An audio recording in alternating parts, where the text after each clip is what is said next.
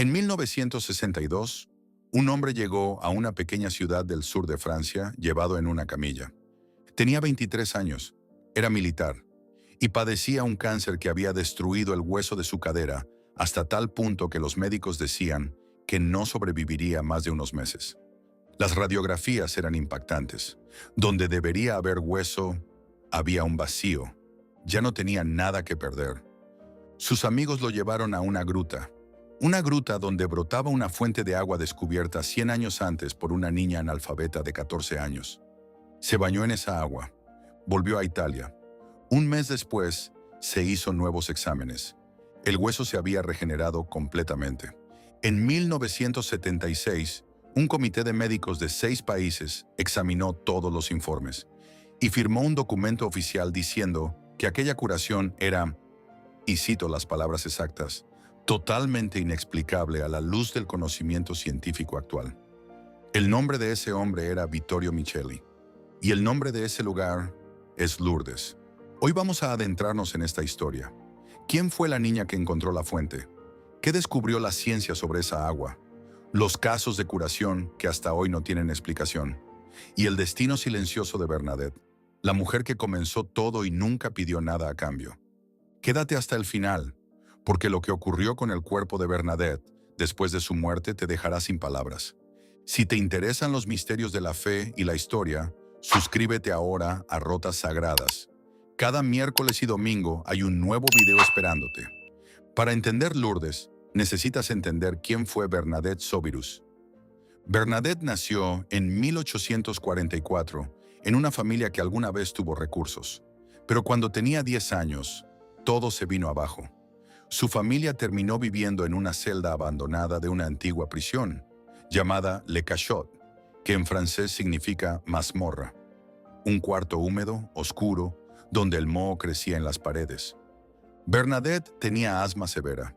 Apenas podía respirar en los días fríos. En su propia familia, era considerada la menos inteligente de los hijos.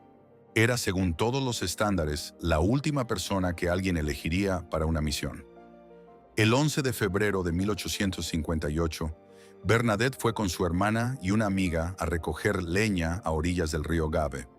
Su destino era la gruta de Massabielle, una cueva usada como chiquero de cerdos, llena de barro y suciedad. Las otras niñas cruzaron el arroyo. Bernadette se detuvo. El agua estaba fría, y con su asma dudó. Fue en esa duda donde todo comenzó.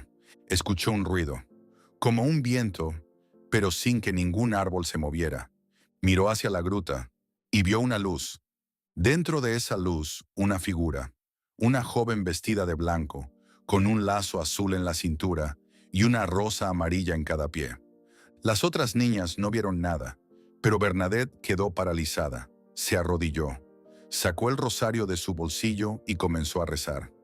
Cuando volvió a casa, intentó guardar el secreto, pero no pudo. Y cuando la noticia llegó al pueblo, comenzó una de las historias más documentadas y controvertidas de la historia religiosa moderna. Bernadette volvió a la gruta, y la figura volvió a aparecer.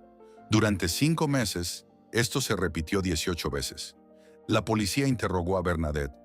El obispo local le pidió que se detuviera. El párroco la puso a prueba de todas las maneras posibles, intentando encontrar una contradicción, una mentira, alguna señal de locura.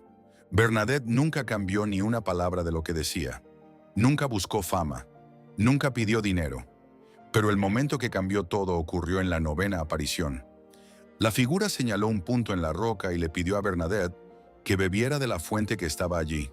No había ninguna fuente, solo había barro. Bernadette se arrodilló y comenzó a cavar con sus propias manos. La multitud se rió, algunos lloraron de vergüenza por ella, y entonces el agua comenzó a brotar. Turbia al principio, casi marrón, pero en pocas horas, cristalina. Y en los días siguientes, comenzaron a llegar los primeros relatos de curación. Pero lo que viene después cambia todo. En la 16ª aparición, Bernadette le preguntó a la figura su nombre. Hubo una larga pausa, y entonces la respuesta: yo soy la Inmaculada Concepción. Bernadette apenas sabía lo que esa expresión significaba. Era una niña que casi no sabía escribir su propio nombre. Pero 4 años antes, el Papa Pío IX había proclamado oficialmente el dogma de la Inmaculada Concepción, un título teológico que ni siquiera los sacerdotes del pueblo usaban en el día a día. ¿Cómo una niña analfabeta del interior de Francia podía saber eso? Esa pregunta nunca fue respondida.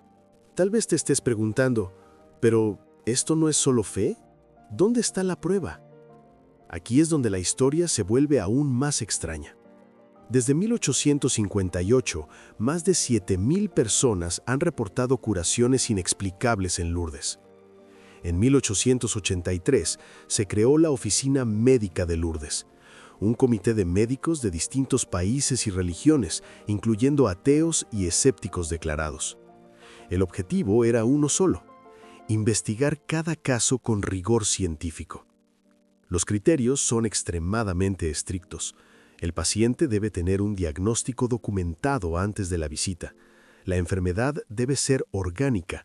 La curación debe ser completa, instantánea y sin ninguna explicación médica plausible.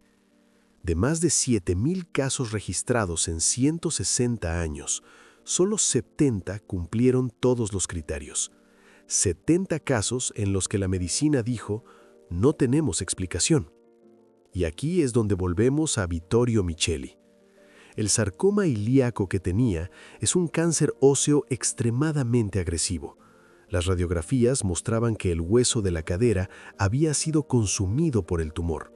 Hueso inexistente. Después del baño en Lourdes, el hueso se había reconstruido completamente, en estructura, densidad y funcionalidad normales.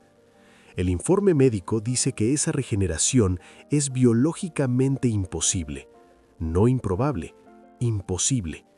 ¿Y el agua? La ciencia la ha analizado innumerables veces. Es agua común, sin propiedades químicas especiales, sin nada que explique algún efecto terapéutico. El agua no cura, pero algo allí cura. Si te está gustando esta historia, deja tu like. Ayuda mucho al canal a llevarla a más personas. Y escribe en los comentarios la palabra Lourdes. Quiero saber quién llegó hasta aquí. Pero, ¿qué pasó con Bernadette? Podrías imaginar que vivió rodeada de gloria, tratada como santa en vida. Lo contrario, durante años siguió siendo interrogada y puesta a prueba por autoridades de la Iglesia y del gobierno. Ella siempre respondía con la misma serenidad. Mi misión era decir: no me corresponde probar. Bernadette nunca volvió a la gruta. Nunca usó su fama para ganar dinero. A los 22 años entró en un convento en Nevers, a casi 700 kilómetros de Lourdes. Lejos de todo. En el convento trabajaba como una simple enfermera. Limpiaba heridas, cuidaba a los enfermos. Y sufría. El asma empeoró. La tuberculosis ósea avanzó. Pasó sus últimos años con dolores constantes. La mujer que inició la fuente que curó a miles nunca fue curada. Bernadette murió el 16 de abril de 1879. Tenía 35 años. Y aquí es donde necesito que prestes atención. En 1909, 30 años después de su muerte, su cuerpo fue exhumado para el proceso de beatificación.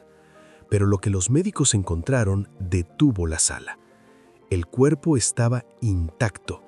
30 años enterrado, sin señales de descomposición.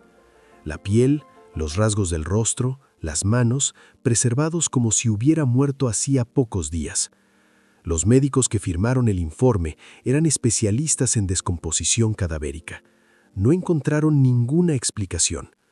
El cuerpo fue exhumado 2 veces más, en 1919 y 1925. Cada vez el mismo resultado. Hoy, el cuerpo de Bernadette está expuesto en una urna de vidrio en el convento de Nevers.